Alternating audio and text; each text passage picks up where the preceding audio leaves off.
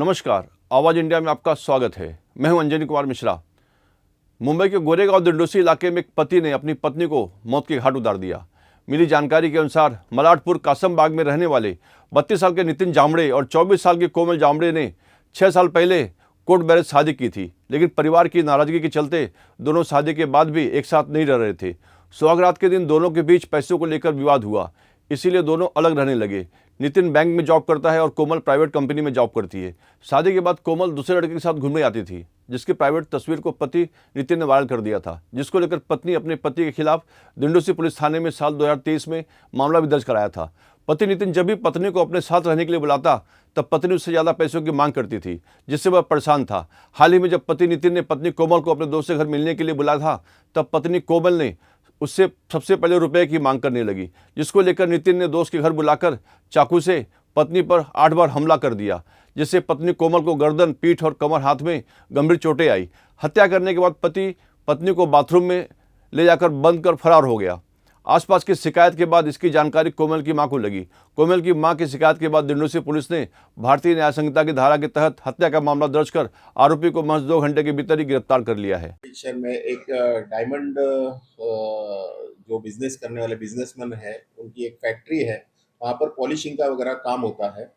तो उन्होंने एक वो काम के लिए नौकर रखा था। एक 4-5 महीने पहले उसको रखा था, जो पॉलिशिंग का काम करता था। तो जिसको वो नौकर के पास जो पॉलिशिंग के लिए दिए गए थे जो डायमंड्स हैं, 491 कैरेट के, उसकी वैल्यू 1,47,53,53,000 इतनी बड़ी थी। वो लेके चोरी करके भाग गया था। तो जब ये मामला दर्ज हुआ तो सिर्फ वो जो कंप्लेनेंट है, जो व्यापारी है, डायमंड व्यापारी है, उसके पास ना ही वो एक्यूज का फोटो था, ना कुछ अदर जानकारी थी, सिर्फ एक मोबाइल नंबर था। उसके जरिए, उसी मोबाइल नंबर के जरिए आगे की इन्वेस्टिगेशन हम लोगों ने शुरू की। ये वो मोबाइल फिर बाद में कुछ घंटों के बाद में उसने, वो जो एक्यूज था, उसने वो भी बंद कराया था।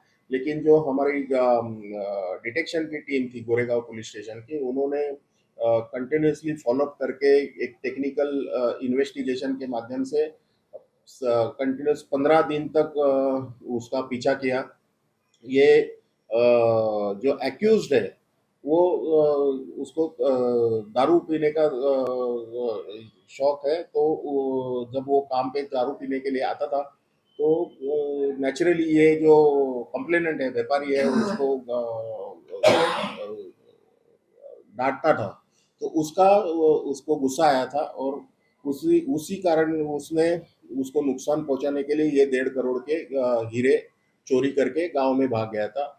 गांव के बारे में भी वो कंप्लेनेंट को मालूम नहीं था, लेकिन जो हमारी इन्वेस्टिगेशन टीम है, उन्होंने फॉलोअप करके पहले वो गया राजस्थान, राजस्थान से मध्य प्रदेश गया, मध्य प्रदेश से गुजरात आया, गुजरात से वापस राजस्थान गया। तो ये अलग अलग जगह पर 15 दिन तक वो भागता रहा। मीन वाइल उसने एक, जब ये चोरी करके यहाँ से बम्बई से निकला था, तो उसने एक वीडियो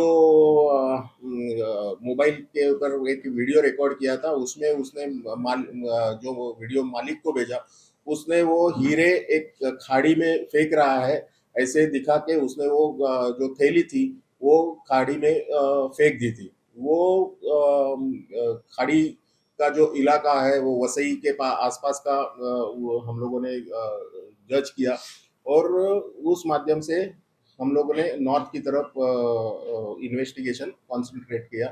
फिर ये सब 15 दिन में उसने कम से कम 13 से 15 गाड़ियां बदली है, और हमारी टीम ने 150 जगह के सीसीटीवी फुटेज का स्टडी किया, ऑब्जर्वेशन किया है, और ये ट्रेलिंग जो है वो सक्सेसफुल हो गई। और 15वें दिन में हम लोगों ने उसको उसके गांव से अरेस्ट किया, और उसके पास से 1,40,00,000 के हीरे और 77 लाख की अब जो 77,000 की जो कैश है, वो हम लोगों ने बरामद किया। सर बताया जा रहा है कि 31st पार्टी के लिए वो कुछ ऐसा कुछ प्लानिंग कर रहा था सर। ऐसा इन्वेस्टिगेशन में तो नहीं था।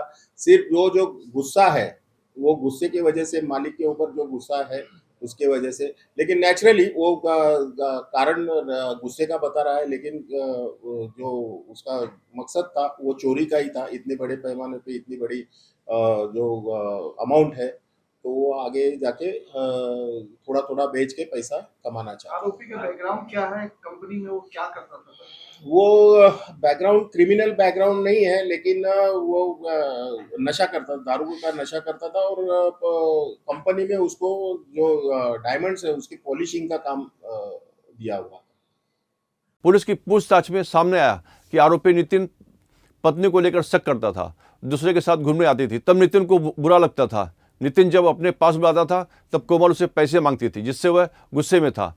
30 दिसंबर के दिन पति ने दोस्त के घर बुलाकर पत्नी की हत्या कर दी। दुंडुसी पुलिस ने आरोपी को गिरफ्तार कर कोर्ट में पेश करने ले गई है। वहीं इस मामले में अभी भी आगे कई बातों को लेकर पुलिस को जांच करना बाकी है, जिसके चलते पुलिस आरोपी पति की कोर्ट से रिमांड की मांग करेगी।